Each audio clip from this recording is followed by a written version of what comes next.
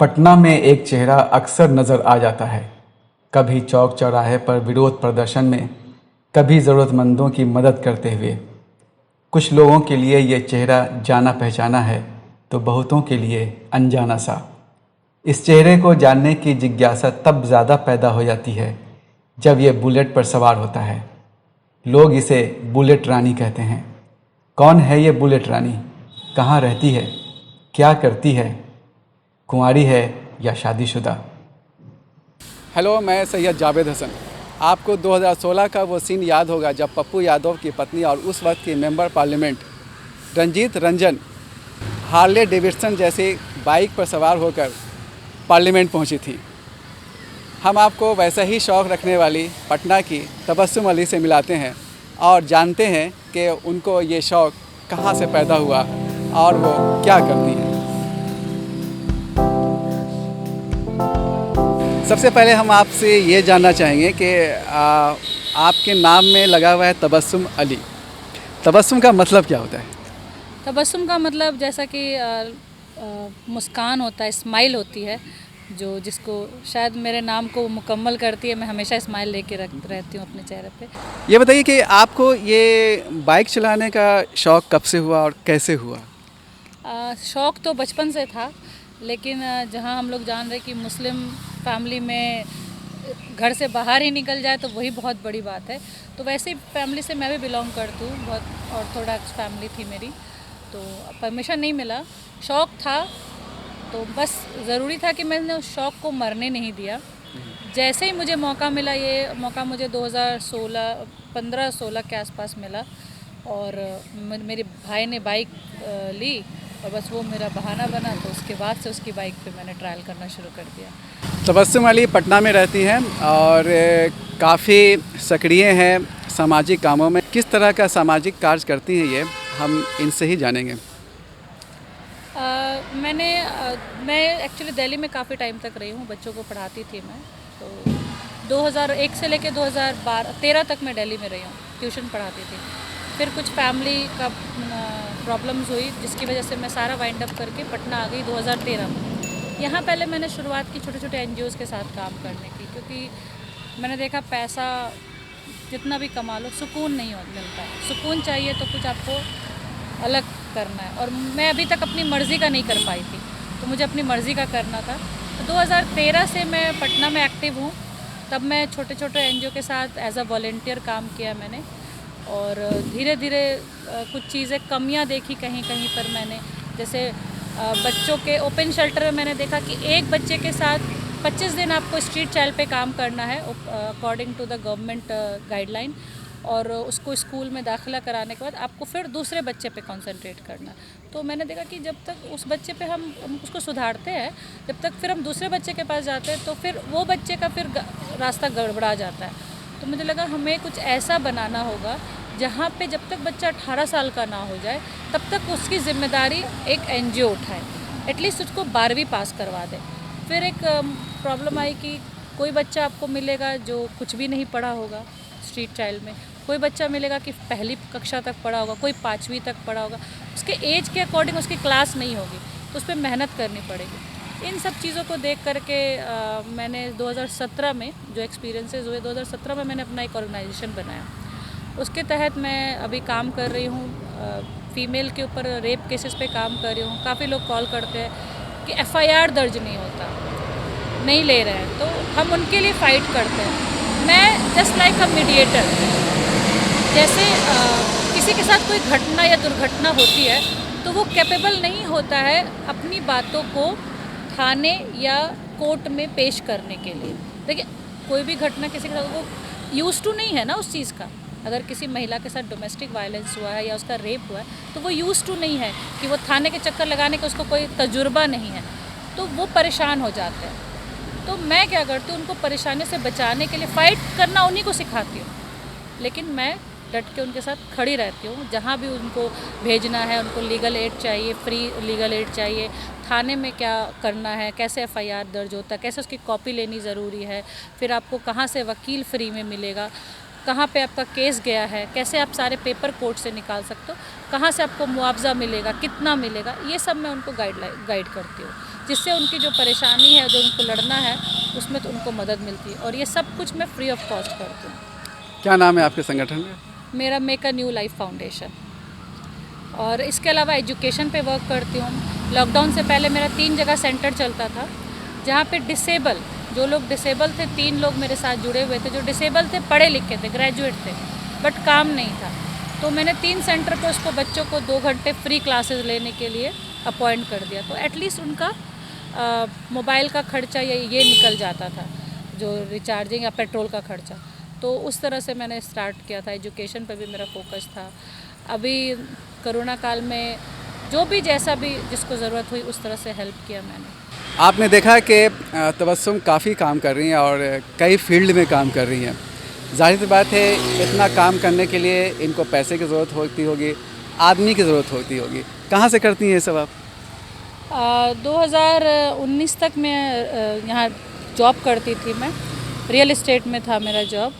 अभी 2019 से तो नहीं है मेरे पास जॉब, बट मैं नेशनल एंटी क्राइम से भी जुड़ी हुई थी। और जैसे छोटे छोटे प्रोजेक्ट मिलते हैं मुझे, तो उस पर क्या होता है कि खर्चा निकल जाता है मेरा। बट जहाँ तक सोशल वर्क की बात है, खुद से एक वादा है मेरा, पैसे के लिए समाज सेवा नहीं करती मैं।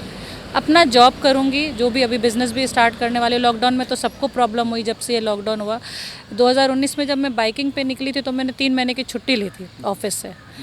बट अनफॉर्चुनेटली मेरा ये एक्सीडेंट है, ये हाथ में पूरा। तो एक्सीडेंट की वजह से 3 महीना रेस्ट मुझे करना था। उसके बाद फरवरी आते आते मार्च में आपका 2020 में लॉकडाउन लग गया, जिसके वजह से मेरा जॉब चला गया। और फिर मैंने जल्दबाजी में कि पैसे कैसे भरेंगे, रेंट वेंट, मैंने फ्लैट सब खाली कर दिया, क्योंकि मैं किसी पर डिपेंड नहीं रहती हूँ। अगर मैं कंटिन्यू करूँगी तो मुझे पता अभी मेरा अर्निंग नहीं है, तो कैसे होगा। तो मैंने फ़्लैट खाली कर दिया, अपना सब कुछ सामान वामान कहीं रख के गांव चली गई। बट चूँकि कीड़ा काटा हुआ है समाज सेवा का, तो घर से बैठ कर के लोगों की हेल्प करने लगी। फिर कहीं पे फ्रेंड लोग के घर पे रह कर के, वहाँ से पटना आकर के गांव से पटना आकर के कहीं पे जगह ले लिया, जहाँ पे मुझे किराया वराया नहीं देना पड़े, क्योंकि नहीं था पैसे मेरे पास। मैनेज हो जाता है। बस मैंने कहा ना, सिर्फ जज्बा होना चाहिए, वो जिद होनी चाहिए आपके अंदर कि आपको ये करना है। तो ये फंड वंड ये सब कोई फ़र्क नहीं पड़ता। अब फ़िलहाल मैं पटना में रह रही हूँ, तो मैं बता दूँ, लोगों को हैरानी होती है इस चीज़ में कि तबस्सुम अली करती क्या है जो इतना भाग दौड़ और ये कर पाती है। तो मैं बिल्कुल साफ साफ बता दूं भाई, अभी मेरा अपना घर नहीं है, मैं अपनी बहन के घर में रहती हूँ। मुझे कोई किराया नहीं देना होता, कोई राशन का पैसा नहीं देना होता, सारा मेरी बहन करती है। वो टीचर है। और जहाँ तक रही मैं ये जो भाग दौड़ करती हूँ, पेट्रोल का पैसा जो मुझसे काम करवाता है वो दे देता है। तो ये जो माइंड में सब लोग सेट किए हुए ना कि आखिर ये पैसा आता कहाँ से है, तो ये मेरा खर्चा ही नहीं है। मैंने अपनी लिमिटेशन कम कर दिया। ना तो मेरा पार्लर का कोई खर्चा है, भाई ब्यूटी पार्लर जाने का कोई खर्चा नहीं है, मेकअप वगैरह का कुछ झंझट नहीं है, ना तो बाहर का खाना मैं खाती हूँ कि होटल में खा लिया या कुछ भी। जो घर में बनाती हूँ वो खुद से बना के अपना खाती हूँ। तो आई थिंक आपके ज़रिए मुझे ये भी एक्सप्लेन करने का मौका मिल गया है। हमेशा लगता है कि ये बहुत रईस है, पता नहीं टाटा बिरला से है, लेकिन ऐसा कुछ भी नहीं है। मैं बस अपनी ज़रूरतों को कम कर दिया मैंने, मेरी कोई ज़रूरत नहीं है। आपकी पढ़ाई कहाँ तक हुई? मैंने ग्रेजुएशन किया हुआ है साइकोलॉजी ऑनर्स में। गांव कहाँ हुआ आपका? मेरा जमुई डिस्ट्रिक्ट में पड़ता है। मेरे गांव का नाम अड़सार है जी। और छोटा सा गांव है, पूरा मुस्लिम आबादी का है, लेकिन अब काफ़ी लोग सपोर्टिव है, बहुत अच्छे हैं सब लोग। तबस्सुम की ज़िंदगी का एक बहुत अहम हिस्सा इनकी मैरिटल लाइफ रही है। वो थोड़ी डिस्टर्ब रही थी आपकी, लेकिन हम असल में ये जानना चाहेंगे कि वो लाइफ डिस्टर्ब रही आपकी, वो क्या था, क्या वजह रही, और उसने आपको कितना बदल दिया? पर्सनल क्वेश्चन है, बट मैं प्राउडली चीज़ को यहाँ पे डिस्कस करना चाहूँगी, क्योंकि उसके पीछे भी एक रीज़न है। मैंने लव मैरिज की थी।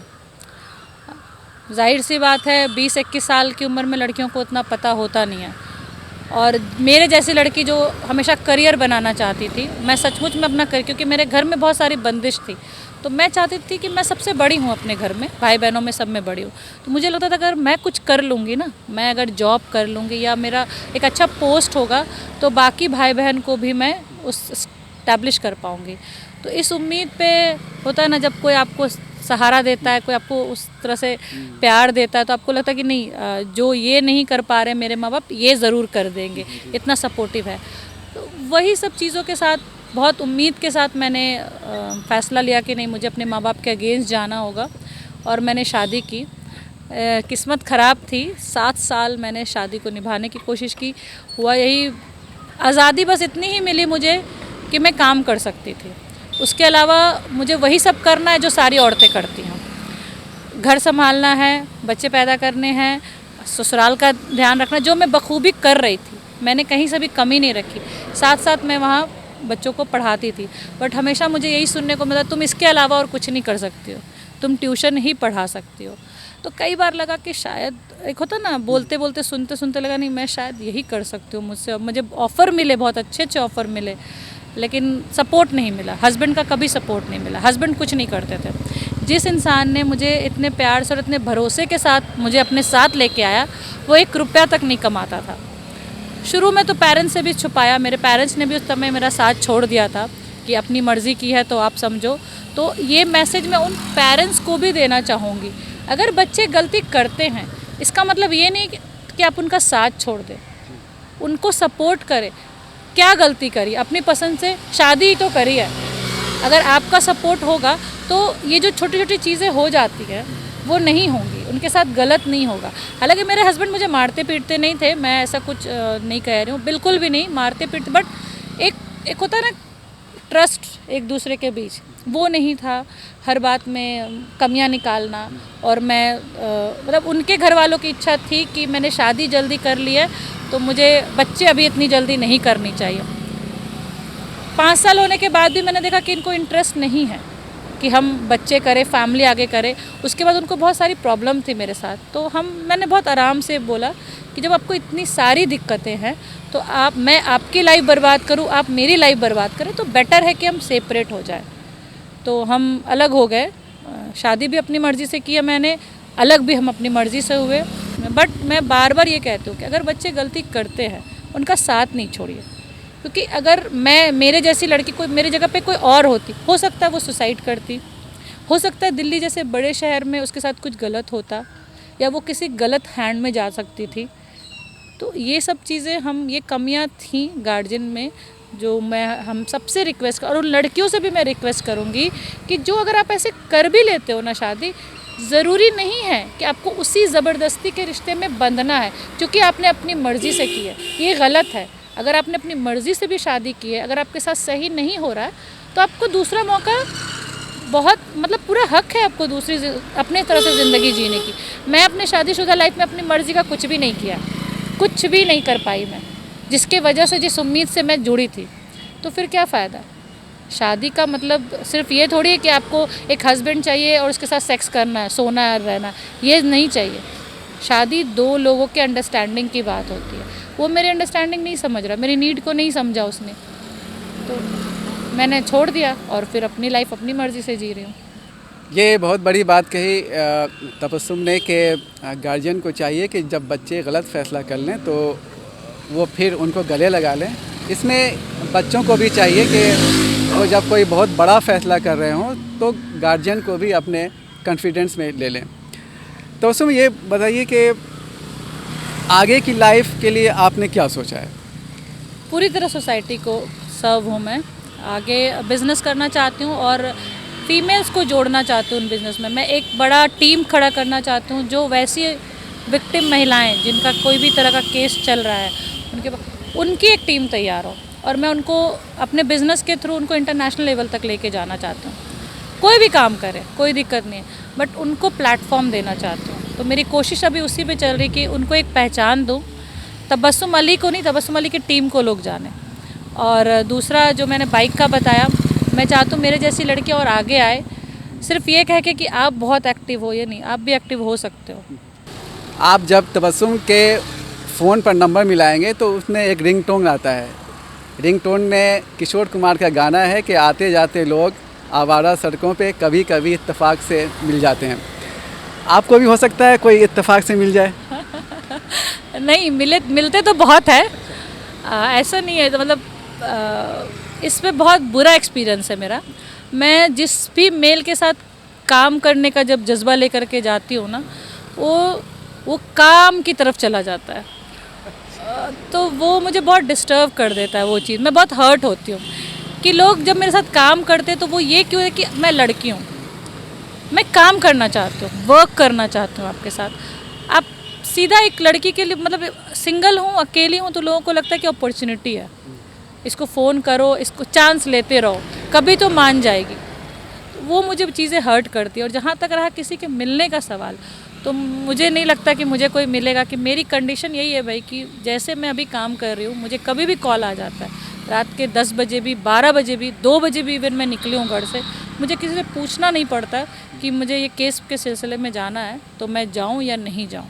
वो बाउंडेशन नहीं चाहती हूँ। मुझे नहीं लगता कि दुनिया में ऐसा कोई भी मर्द होगा जो इन सब चीज़ों के साथ किसी लड़की को एक्सेप्ट करेगा। चलिए, आपसे काफ़ी बातचीत हुई। अब आप हमारे दर्शकों के लिए एक जो आपकी नेचुरल मुस्कुराहट है, उस मुस्कुराहट को बिखेर दीजिए।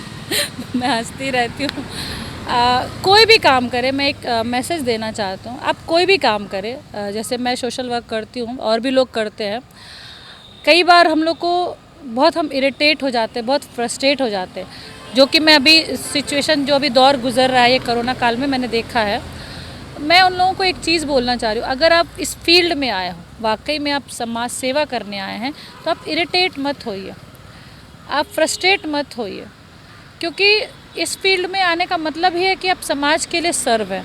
तो समाज के लिए जब सर्व है तो ये आपकी खुद की चॉइस थी ना, कि हम, जैसे ये मेरी खुद की चॉइस है कि मुझे सोशल वर्क करना है। इसमें किसी और के ऊपर फ्रस्ट्रेशन दिखा करके कोई फ़ायदा नहीं है। तो आप जैसे अभी सर कह रहे हैं स्माइल के साथ, तो जो भी हो स्माइल के साथ हर प्रॉब्लम का सल्यूशन निकालिए। और गड़बड़ है, सिस्टम में भी है, सोसाइटी में भी है, बट जब हमने ठान लिया है कि हमें सुधारना है तो मुस्कुरा के सुधारे, रो करके और फ्रस्ट्रेट होकर के सुधारने से तो कोई फ़ायदा नहीं है। हमेशा स्माइल के साथ सारा काम करते रहे, इंशाल्लाह सारे काम अच्छे होंगे। चलिए, काफ़ी बातें हुई तबस्सुम से, और आप सब हौसले के साथ रहिए, काम कीजिए, गिरिए लेकिन उठिए भी, और मुस्कुराते रहिए। कैमरा पर्सन शीश अहमद के साथ मैं सैयद जावेद हसन, बिहारलोकसंवाद.net, पटना।